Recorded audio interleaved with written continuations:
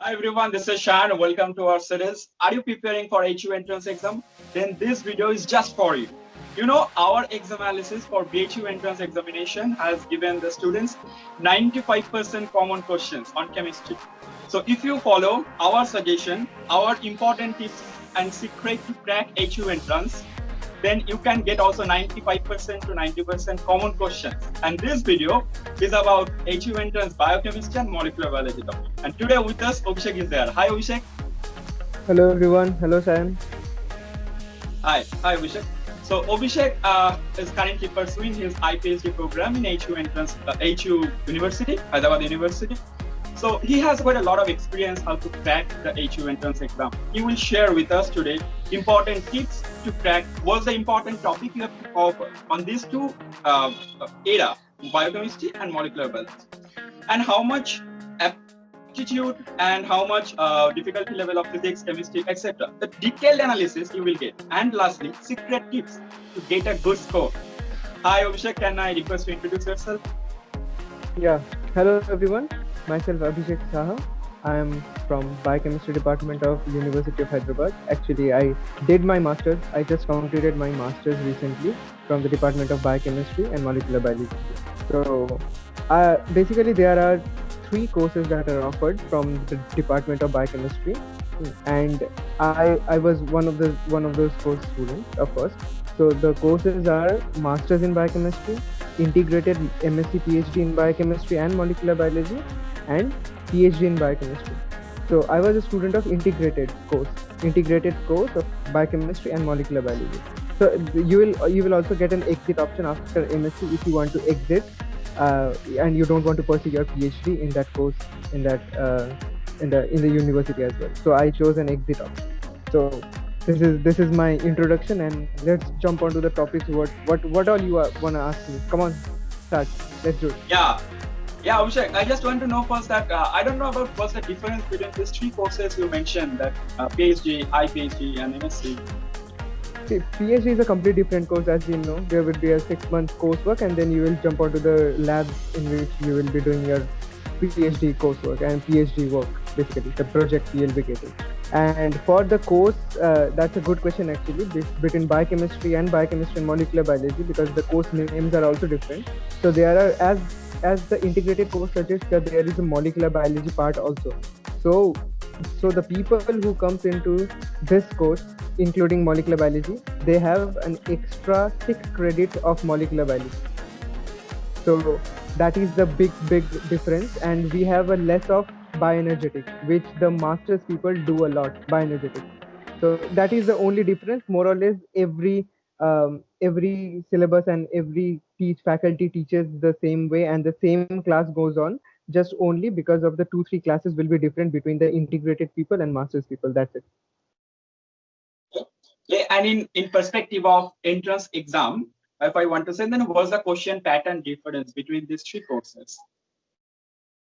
Okay, so the masters has three sections, A, B, C, and as you know, I think maximum of the University of Hyderabad entrances, the part one is a tiebreaker. If you have the same marks, so the part one who has more score in part one will be getting the first preference. So the part one is a tiebreaker for master student as well in this case also, and part B and part C. So the part one is just a 1 marks question of 25 questions. It consists of all the aptitude, a bit of physics, a bit of mathematics, basic mathematics, bit of physics, bit of chemistry, and bit of biology. So nothing to worry about like mathematics. I know biology students are very scared of mathematics, but nothing to worry about. Like the questions are like, uh, what is the dimension of a line? So this sort of question. So it's very easy. And then part B has no negative marking. So go on, just do every question of part B, and it has the more number of questions also, 45 questions. So all consisting of 1 mark. So part B, it's completely part B and part C are completely on biology. So part B, I would suggest to do every questions, and part C is consists of 15 questions, each of 2 marks, but it has a negative of one third means 0.66. So basically, you should carefully choose those questions because that can be scoring as well as that can be a question for going down as well, because if you get a negative mark you will get negative one third. So I would suggest that, yeah, for part B and part C, I would suggest that the main topics would be same as you are going through your net while we prepare for net. So the main topics, I will come onto those topics later on. First let me go through the question pattern, and then I will jump onto the topics, because the topics are more or less similar for every question, because teachers are same who are making the questions. So more or less the questions would be same or similar, but the pattern would be a bit different. So the for integrated MSc PhD, there are two sections, part A, part B. Part A has 35 as well as Part B has 35 questions. Okay, but the difference is Part A has all those aptitude question, then and biology. That's it. So but Part B has all physics, chemistry, and biology. Physics, chemistry, again, I am telling it's a basic level of question, so no need to worry about. It's +2 level, not more than that. Hmm. So that wouldn't be very tough for you. And part A has no negative marking. Do everything. Part B has a negative marking of one third. Be careful in that. So that's it for integrated. And PhD is again part A and part B, similar to integrated PhD, but they have a bit different. Like part A is completely of 40 questions completely from biology, and part B has aptitude plus analysis based. Means, as you know that for PhD we need an experimental approach also. So that's why this part B has more of a experimental type of molecular biology techniques and based on those questions also. So that is pretty much the question pattern. So do you want to go through the topics, important topics again? Yeah, that's actually, we did that. We have got many questions. What's the important topic I have to focus for this two different biochemistry molecules? Okay. So as you know, the biochemistry is completely like based on metabolism. So go for metabolism, carbohydrate metabolism, protein metabolism, then nucleotide metabolism and lipid metabolism. Specifically the basics of those, because they ask question not from very high level, they ask question from very basic level. Though they are simple, but they might be tricky. So read carefully, specifically the glycolysis, Krebs cycle, ETC, electron transport chain. Read all those, the crosstalk between pathways. Then protein, you can go some for sample questions. Like metabolic pathway is a very huge now. I shouldn't remember the whole cycle. So can I give some sample? Yeah, like you should read about the enzymes, because enzymes, number of ATPs that are produced or that are utilized in a pathway. These are the outcomes. How many number of acetyl CoA are released. So how one pathway is connected to the pathway. You don't need to remember the cycle, I guess, because that is nearly impossible for everybody to remember everything. So go for those. For protein, it's very important the disease part, because there are many diseases associated with the protein metabolism. So diseases, alkaptonuria, then ketonuria. There are many diseases. So read about the diseases, for what enzyme are defective in those diseases. Those are very important. For lipid, beta oxidation is very important. Breakdown of fatty acids, because that produces a lot of energy. How much ATP it gives, how many acetyl CoA it generates. So these are very important. And for nucleotide metabolism, I would say salvage pathway and de novo pathways are important. And also the precursor molecules, like what is the precursor of Krebs cycle? So it's nothing but acetyl CoA. How acetyl CoA is formed from pyruvate. So this kind of short questions would come directly. They won't ask so many tricky questions. Yeah, I would say 24% of the question paper will be tricky a bit, means they won't ask directly. But these are the questions which you will be getting more often than not.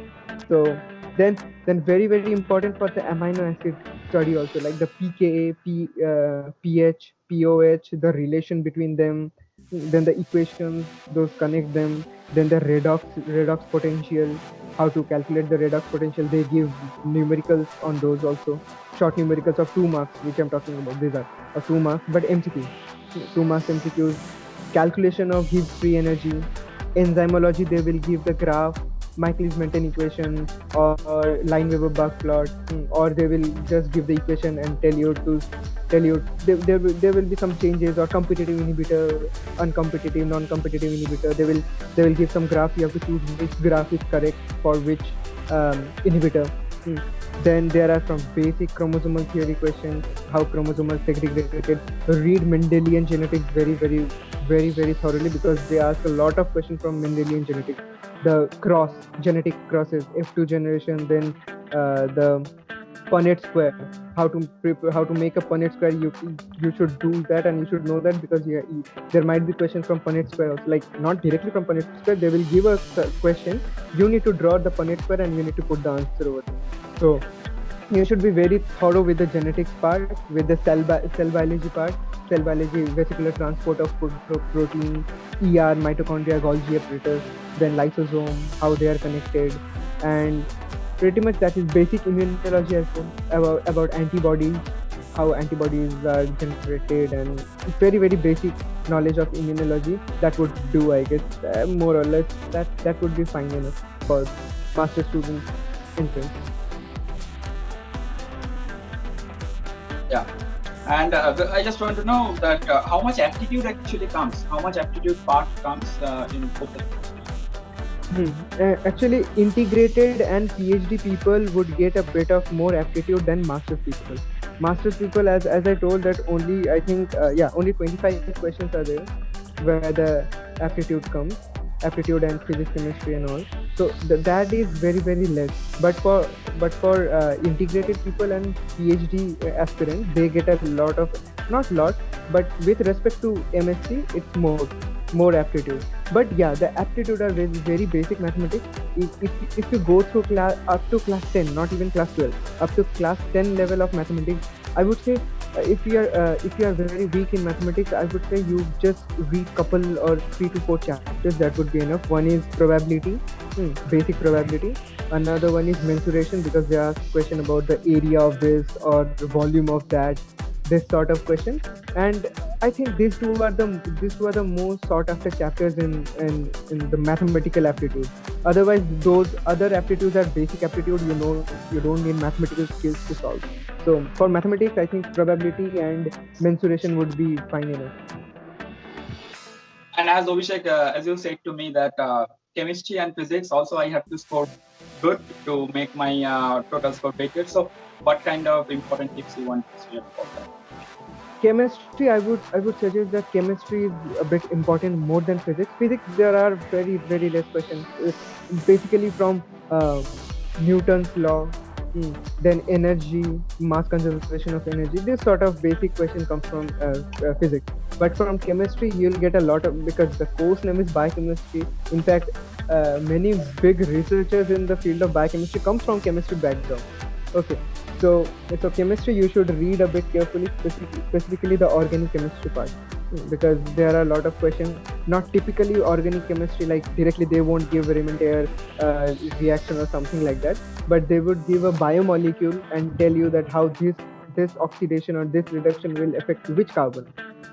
So this kind of questions, but those are all basic, and I would say that if you like biochemistry, you should anyway read those and anyway know about them before cracking any examination. So I don't think that would be a great issue. But yeah, for physics, I would say that conservation of energy, kinetic energy, potential energy, these, and then laws of energy, and then what I just told at that time, like Newton's law.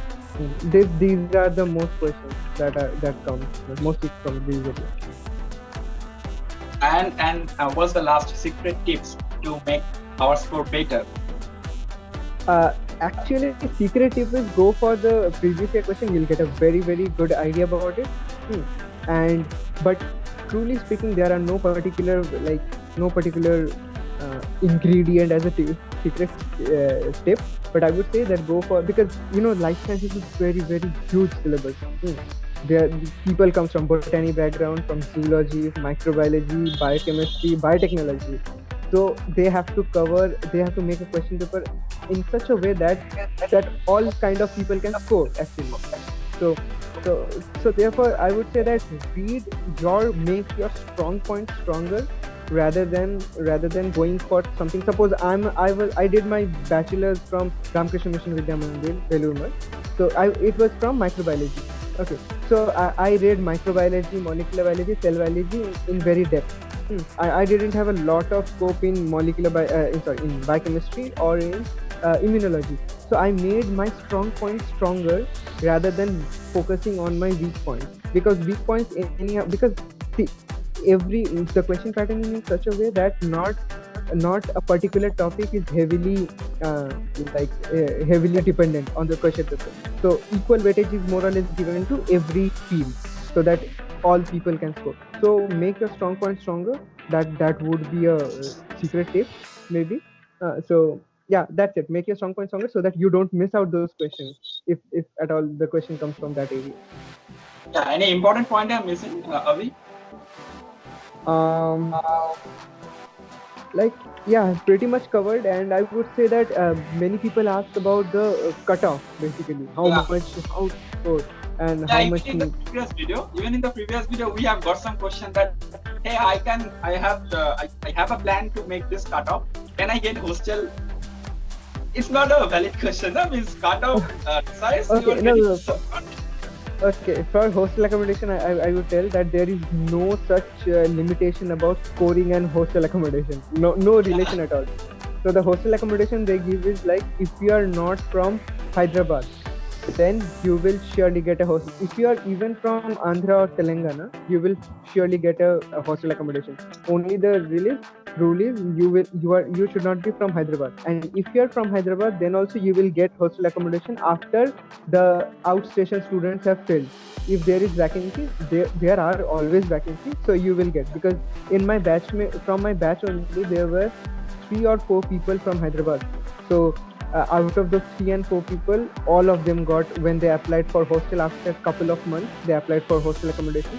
So all of them got hostel. So hostel is not a big issue.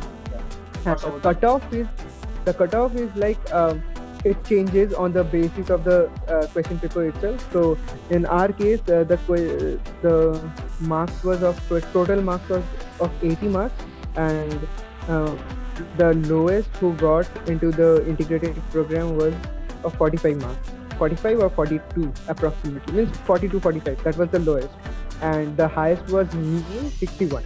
So that is the range. So during that paper. But one thing I missed out, that is there are some tricky questions, in the sense that the MCQs and MSQs, multiple selective questions, are mixed together. So they won't tell you that this question has one answer correct and this question has couple or more than, yeah.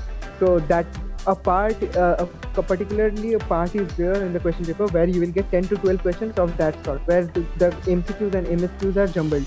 The heading would be written that the underlying questions can have more than one more than one options correct. You need to correct all the options to get full marks. So, but there are no negative marks in that section. But those questions are tricky, that I missed out initially. So the questions would be like similar. Let's suppose example, very easy, but you should know the concept. Like what are the secondary molecules among the following?